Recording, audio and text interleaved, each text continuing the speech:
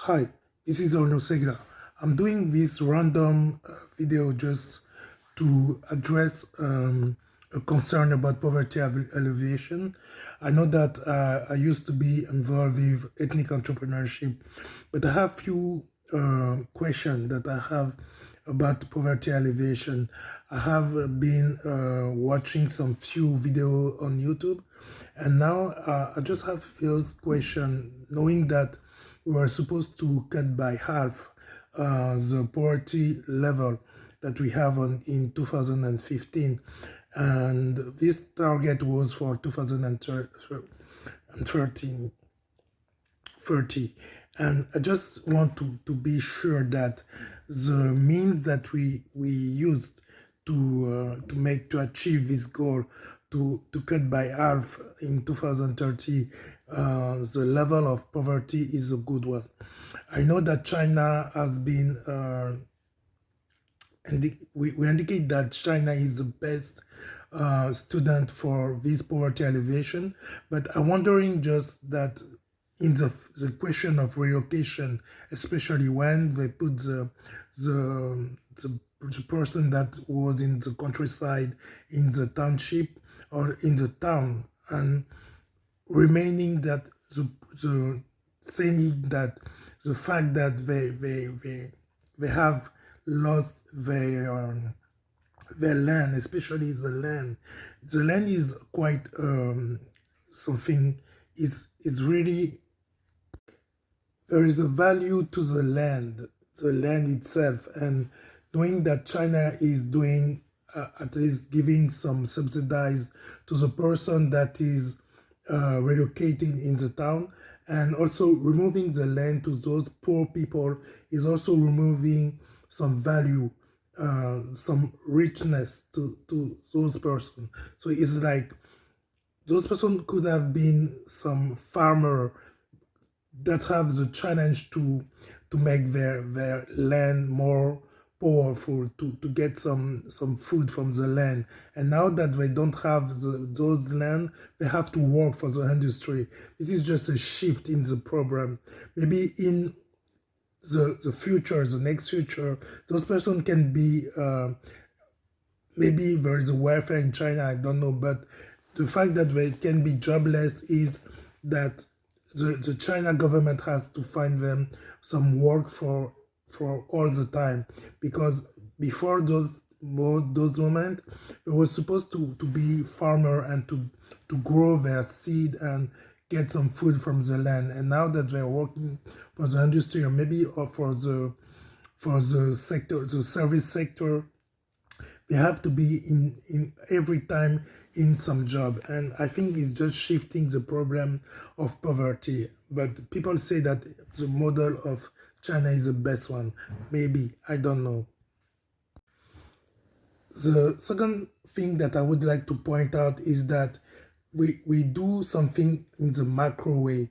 That means that it's always the government or maybe the municipality who has to take action to tackle this problem of poverty alleviation. But I think that if each home, each household have to do it by themselves, the same way that I say that we have to have some collective Mahdi for as the savior of the believer, because in the other part of my job I do a lot of things about the believeness, if I can say believeness as a word that I create, but it's the belief of those savior that is supposed to come. But this is just something that I say on the side. I would like to say that if each home, each household had to do the same goal to cut by half the level of poverty in their home budget, that means that in the target of 2030 being half the level that they have in 2015 in their budget, I think that the whole country, the whole municipality, and maybe the whole world will reach the goal. It's not, I think, a problem of the government, the problem of the GDP of the country and all those things. I think it's all each household and each home that it must be involved in this attempt to reach the poverty alleviation. This is, I think, one thing that I would like to share, and to see that we need to be aware of this struggle, this general struggle, and to put ourselves in it by trying to tackle on our level before asking for the government to do the job for us. I just want to make a little bit a shift, not a shift, but an aparté, if I say in French. But I have been reading another video of someone talking about the divinity concept. I think this divinity concept is something that is making his way in the mind of a lot of intellectual nowadays. It's like Buddhaity. It means that we have the fact to, with the perception that we have, to transcend ourselves and become a divinity. And based on the fact that we are divinity, we can just rule our world, rule our interior. But I think that one of the things that for what I'm not totally agree with people who say that divinity is something that is reachable is, for me, that divinity is an election. I think that we have the power to be a divinity, not the divine. We have to make to be very careful, because the concept of Buddhaity is something that someone can walk and become a Buddha. But when we talk about divinity, it has to come with an election, and this election comes from the divine itself. You cannot just wake up and say, oh, I'm a divinity like this, because when you say that you are a divinity, you have to be part of a pantheon, meaning that you have a name of divinity, you have a rule of divinity, and you have a function to do as a divinity. It's not just that you wake up and say that, oh, I transcend myself and I'm a divinity. Even if it's something that you can do as a god, I think a lot of African, or maybe people who has to do with animism, has to do with the transcendence to become a god. This is what we call in French apotheose. And when you do that, you can become a god. But the concept of divinity is more has to do with an election. And this election comes from the divine itself, the supreme God. And you have to receive the decree saying that you become a divinity. So I know that the concept itself is being developed by a lot of people, being adopted by a lot of people, like something just as the Buddhaity. But I think that we need to be very careful about it. Yes, I'm coming again just to insist that the fact that China is removing the land from the poor is that they're removing the wealth of the poor.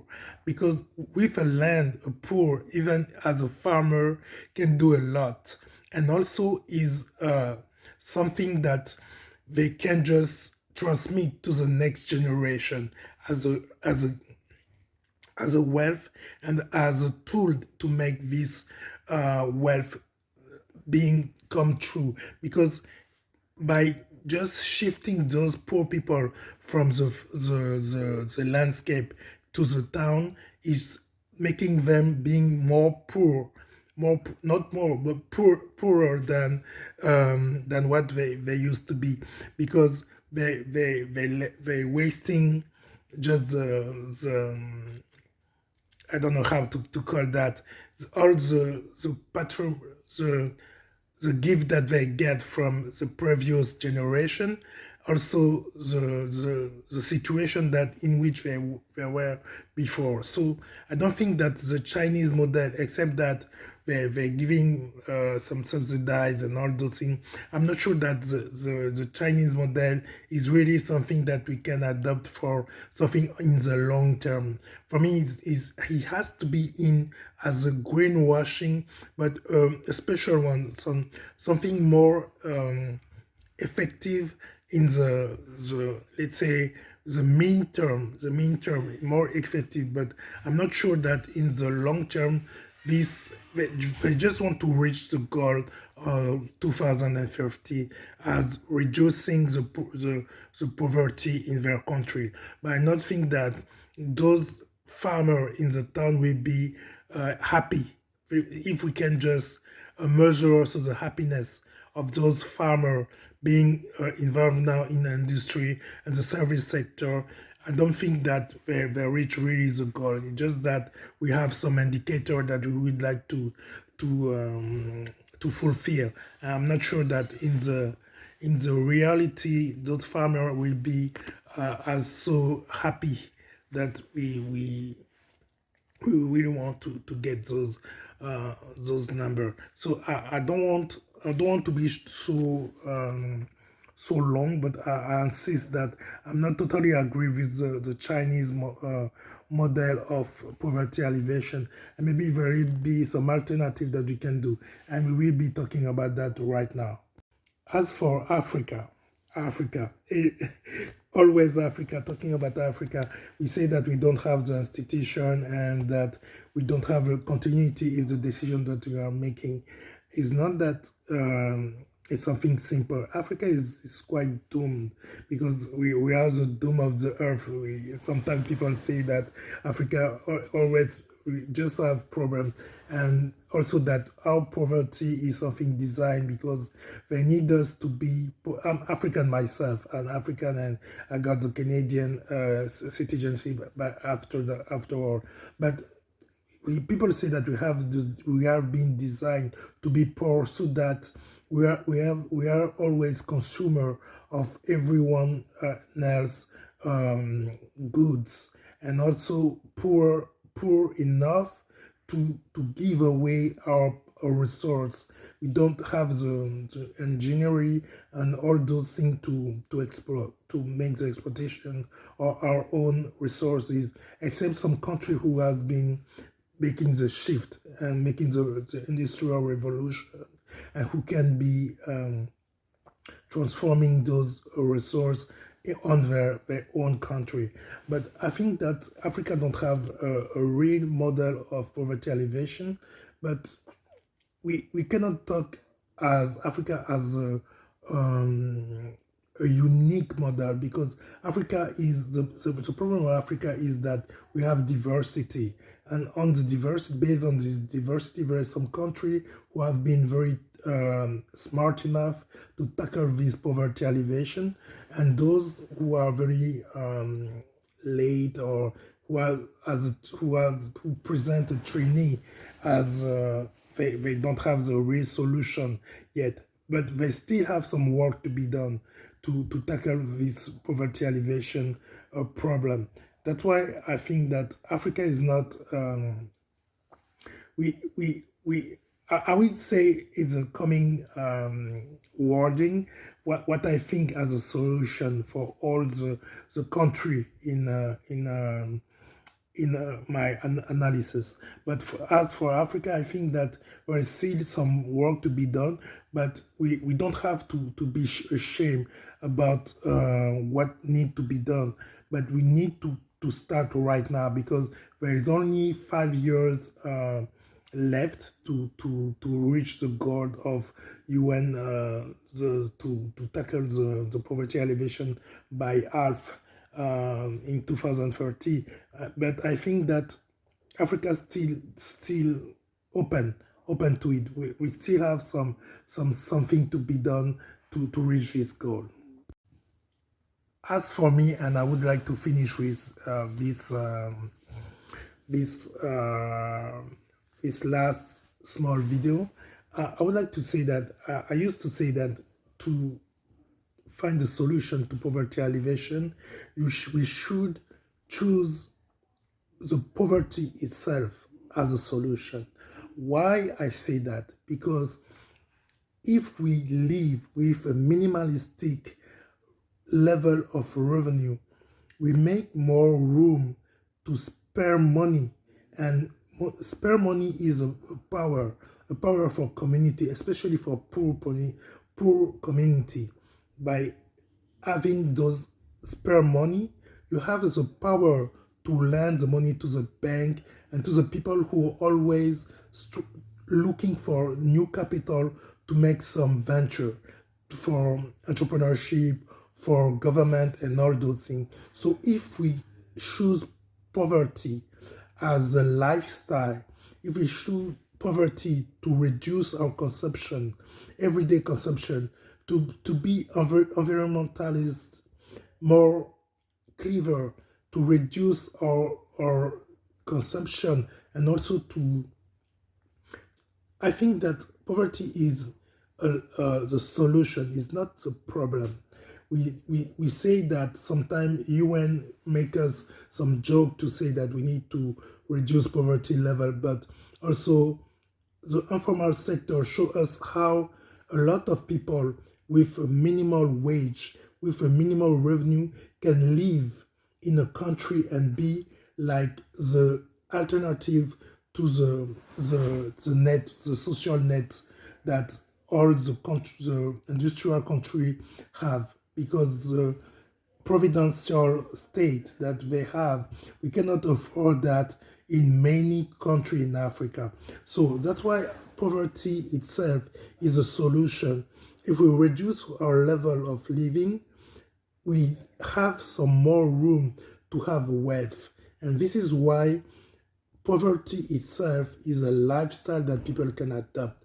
I will always make my word on that, because for me, looking for something that is demanding a lot of energy to put in place make us just think about the fact that this is not the solution. The solution come most of the time is something simple. And for me, the simplicity here is to adopt those poverty and also to make some resource sharing, to share the resource. That means that the industrial country, if they reduce their level of living by adopting a kind of poverty, they have some more resource to share with the rest of the country, maybe in the third world, so that the level itself will be higher and higher, so that we don't have to make the difference between the industrial country and the third world. And those things that we observe in the manpower who take the risk to go through the desert and maybe the Mediterranean Sea to go in Europe, we won't see that anymore. But I think that this is just a shift in the mind before people adopt this solution. But poverty for me is a solution and not the problem, as I said already, as for the informal sector. So this is just on that I would like to end up my word.